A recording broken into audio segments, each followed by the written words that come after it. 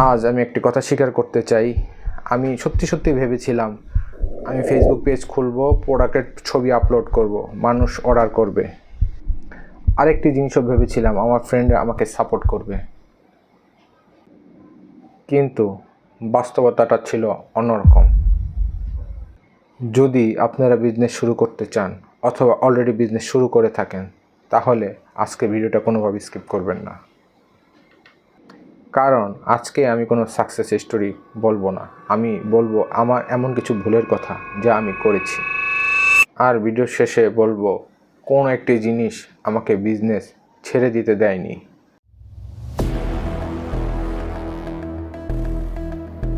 আসসালামু আলাইকুম, আমি Sabbir. Welcome to beyond Sabbir. এখানে আমি কোনো এক্সপার্ট হিসাবে কথা বলি না, আমি এখানে এখনও শিখছি, আর সেই জার্নিটাই আপনাদের সাথে শেয়ার করছি। আজকের ভিডিও, আমি ভেবেছিলাম বিজনেস শুরু করলেই সেল আসে, কিন্তু আমি ভুল ছিলাম। বিজনেস শুরু করার আগে আমার মাথায় একটা খুব সিম্পল আইডিয়া ছিল। প্রোডাক্ট ভালো হবে, পেজ খুলব, ছবি আপলোড করব, মানুষ দেখবে, অর্ডার করবে। এতটাই সিম্পল মনে হতো। এমনকি মনে হতো আমার ফ্রেন্ডরাই আমার প্রথম কাস্টমার হবে। ওরা শেয়ার করবে, সাপোর্ট করবে। তখন বুঝিনি বিজনেসে ইমোশন আর রিয়েলিটি এক জিনিস নয়। আমি প্রায় 30,000 টাকার মতন ইনভেস্ট করেছিলাম। এই টাকাটা আমার জন্য মোটেও ছোট অ্যামাউন্ট ছিল না। প্রত্যেকটা টাকা আমি হিসাব করে খরচ করেছি। প্রোডাক্ট, প্যাকেজিং, লেবেল, বটল, সব কিছু। আমার কাছে মনে হচ্ছিল এখন শুধু অর্ডার আসার অপেক্ষা। তারপর অপেক্ষা করলাম।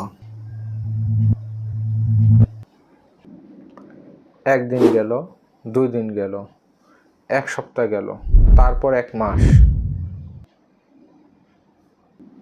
কিন্তু আমি যেটা এক্সপেক্ট করেছিলাম সেটা হলো না। ফেসবুক পেজ থাকলেই কাস্টমার আসে না, আর ভালো প্রোডাক্ট থাকলেই সেল হয় না, আর ফ্রেন্ডস সবাই সাপোর্ট করে না। No bitterness.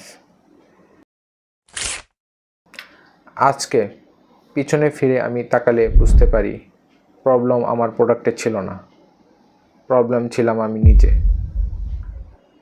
আমি কাস্টমার জন্য অপেক্ষা করছিলাম। আমি রেগুলার কন্টেন্ট বানাতাম না, মার্কেটিং বুঝতাম না, প্রোডাক্ট ফটো ভালো ছিল না, ভিডিও করতাম না, ক্যামেরাকে ভয় পেতাম, আর প্রাইসিং নিয়ে কনফিউজ ছিলাম। আমি ভাবতাম কেউ এসে আমার কাছ থেকে প্রোডাক্ট কিনবে। সত্যি বলতে একটা পর্যায়ে আমি হাল ছেড়ে দিয়েছিলাম। মনে হচ্ছিল বিজনেস আমার জন্য নয়। কিন্তু ঠিক তখনই একটি ছোট ঘটনা আমার পুরো চিন্তাভাবনা বদলে দিয়েছিল। আর সেই ঘটনাটা আজও আমাকে বিজনেস চালিয়ে নিতে সাহায্য করে। সেই কথাটাই বলছি।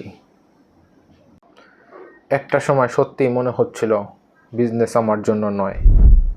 আর অনেকেই ভাবে বিজনেসের সবচেয়ে কঠিন অংশটা হচ্ছে প্রোডাক্ট বানানো। কিন্তু আমার জন্য সবচেয়ে কঠিন ছিল প্রতিদিন উঠে চেষ্টা করার মোটিভেশন খুঁজে পাওয়া। যখন অর্ডার আসে না, তখন আমার নিজের উপরে সন্দেহ তৈরি হয়। মনে হয় আমি কি পারবো না, আমি কি ভুল করছি, এখানেই কি থেমে যাওয়া ভালো। তারপর একদিন একজন রিপিট কাস্টমার আমাকে মেসেজ করলেন। উনি আমাকে শুধু অর্ডারই করলেন না, একটি কথা বলেছিলেন। তিনি বলেছিলেন আমার প্রোডাক্ট ব্যবহার করে তার ভালো লেগেছে। এই কথাতে আমি একটা জিনিস বুঝতে পারলাম, বিজনেস শুধু প্রোডাক্ট সেল করার নাম না। বিজনেস মানে মানুষের বিশ্বাস অর্জন করা, একটি ভালো রিলেশনশিপ তৈরি করা। একজন কাস্টমার যদি আপনাকে বিশ্বাস করে, তাহলে সে আবার কিনবে না, অন্যকেও আপনার কথা বলবে। লেসন 1, শুধু পেজ খুললেই কাস্টমার আসে না। লেসন 2, ভালো প্রোডাক্ট দরকার, কিন্তু ভালো প্রোডাক্ট সেল করার আগে নিজেকে মানুষের কাছে বিশ্বাসযোগ্য করতে হবে। লেসন নাম্বার 3, বিজনেস শুরু করার আগে মার্কেটিং শিখতে হবে। লেসন 4, ক্যামেরাকে ভয় পেলে মানুষ আপনাকে চিনবে না। আমি এখনও শিখছি। লেসন 5, সবচেয়ে বড় ভুল হচ্ছে তাড়াতাড়ি হাল ছেড়ে দেওয়া। এই কারণে আমি বিয়ন্ড সাব্বির শুরু করেছি। আমি চাই না এই চ্যানেলে শুধু সাকসেস দেখানো হোক। আমি চাই আপনারা আমার ভুলগুলো দেখুন, কারণ আমি বিশ্বাস করি মানুষ পারফেক্ট মানুষকে ফলো করে না। মানুষ ফলো করে এমন কাউকে যে প্রতিদিন একটু একটু করে নিজেকে ইমপ্রুভ করছে। আজকে আমি যতটুকু জানি হয়তো 1 বছর পরে তার থেকে অনেক বেশি জানবো। আর এই পুরো জার্নিটাই আপনাদের সাথে আমি শেয়ার করতে চাই আমার এই চ্যানেলে। আপনি কি বিজনেস শুরু করতে চান অথবা ইতিমধ্যে বিজনেসে স্ট্রাগল করছেন? তাহলে কমেন্ট বক্সে এই কথাটাই লিখুন। আমি এখনও হাল ছাড়িনি। আমি সবার কমেন্ট পড়ব। আর যদি আপনাদের কোনো প্রশ্ন থাকে সেটাও লিখুন।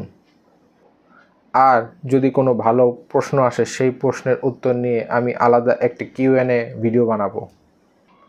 আজকের ভিডিও থেকে যদি আপনাদের কোনো একটি কথা মনে রাখতে হয় তাহলে এই কথাটি মনে রাখুন, বিজনেস শুধু প্রোডাক্ট দিয়ে তৈরি হয় না। বিজনেস তৈরি হয় বিশ্বাস, সম্পর্ক, ধারাবাহিক চেষ্টার উপর। আমি এখনও শিখছি, ভুলও করছি, কিন্তু এবার আর এত সহজে থামবো না। যদি এই জার্নিটা আপনাদের ভালো লেগে থাকে তাহলে বিয়ন্ড সাব্বিরের সাথেই থাকুন। দেখা হবে পরবর্তী এপিসোডে। আল্লাহ হাফেজ।